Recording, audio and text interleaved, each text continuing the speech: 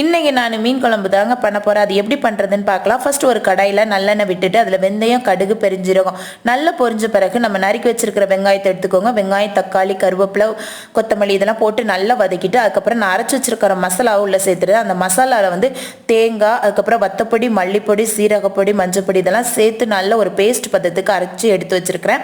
இதையும் நம்ம சேர்த்துட்டு நல்லா அந்த பச்சை வாசத்தை தட்டி வதக்கிட்டு அதுக்கப்புறம் இதுக்கு தேவையான உப்பு வந்து நம்ம சேர்த்துக்கலாம். அப்புறம் நம்ம கரைச்சி வச்சிருக்க புளி தண்ணியும் உள்ள சேர்த்துட்டு மசாலையை வந்து நல்லா கொதிக்க விட்டுருங்க. மசாலா நல்லா கொதிச்சாதான் நமக்கு அந்த பச்சை வாசனை வராது. அதனால நல்லா கொதிக்க விட்ட பிறகு நம்ம கழுவி வச்சிருக்கிற மீனை வந்து உள்ள அப்படியே இறக்கிட்டு ஃபர்ஸ்ட் ஒரு ட்ரிப்பு கிண்டி விடுங்க. அதுக்கப்புறம் நம்ம கிண்டக்கூடாது, மீன் வந்து உடஞ்சிடும். அதனால மொதல் ட்ரிப்பே நல்லா வந்து கிண்டி விட்டுட்டு அப்படியே நம்ம மூடி போட்டு கொதிக்க விட்டுறலாம்.